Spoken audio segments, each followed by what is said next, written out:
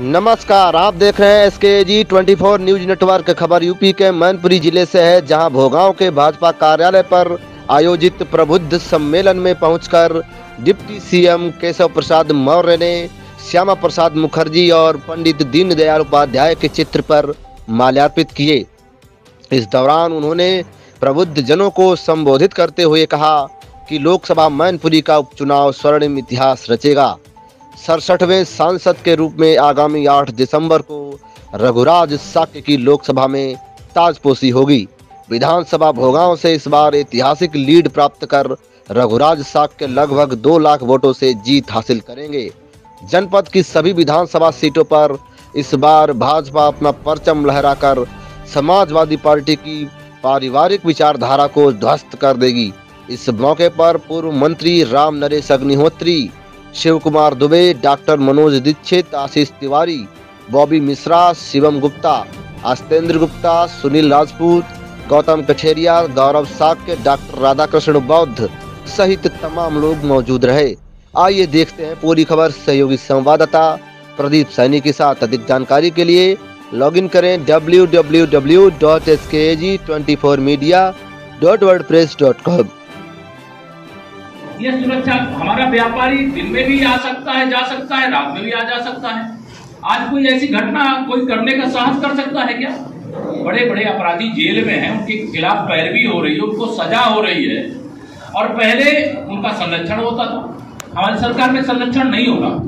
मेरी आप सबसे बहुत लंबी, चूंकि प्रबुद्ध जनों का ये कार्यक्रम है और प्रबुद्ध जन सब कुछ समझते हैं, अपना वर्तमान भी समझते हैं, अपना भविष्य भी समझते हैं, और अपना ही वर्तमान भविष्य नहीं बल्कि आने वाली पीढ़ियों का भी भविष्य समझते हो। और आने वाले पीढ़ियों के भविष्य के लिए भी भाजपा ही जरूरी है, और देश के भविष्य के लिए भी भाजपा जरूरी है। और हिंदुस्तान, आपको थोड़ा सा याद दिला दूं, जब केंद्र में सरकार कांग्रेस की होती तो अगर आतंकवादी या पाकिस्तानी सैनिक उधर से गोली चलावें तो दिल्ली से ऑर्डर लो, तब आप आतंकवादियों को जवाब दो या पाकिस्तानियों को जवाब दो।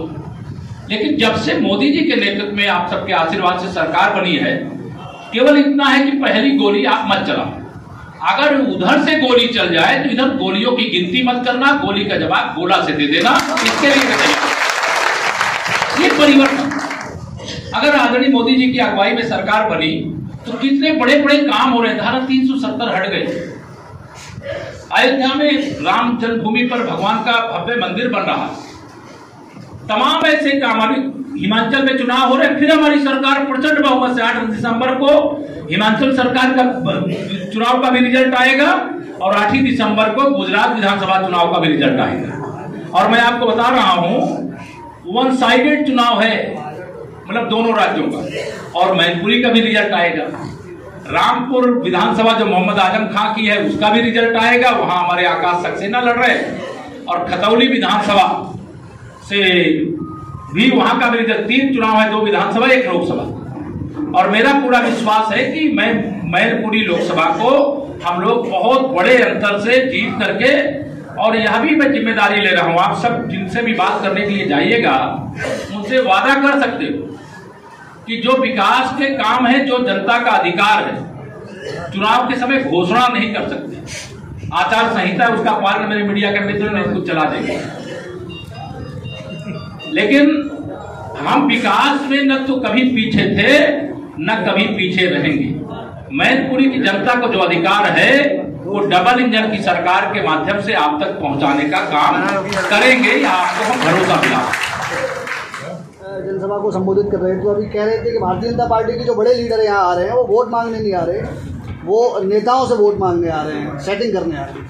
नेताओं से, अधिकारियों से वोट मांगने आ रहे हैं, सेटिंग करने आ रहे हैं, DMSP पे दबाव बनाने की कोशिश। श्री अखिलेश यादव जी अपनी जो चुनावी हार की संभावना है उसे देख करके इतने बौखलाए हैं, इतने घबराए हैं, तो उल जुलूल जिसको कहते हैं बयान देने का काम शुरू कर।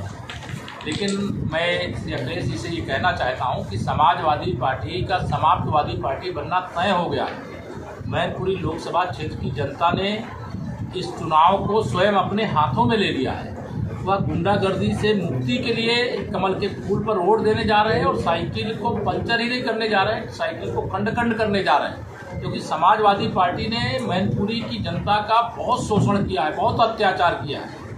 उनके गुंडे, उनके अपराधी, उनके माफिया अब यहाँ बूथों पर कब्जा नहीं कर पाएंगे, बूथों को लूट नहीं पाएंगे, लोगों को लूट नहीं पाएंगे।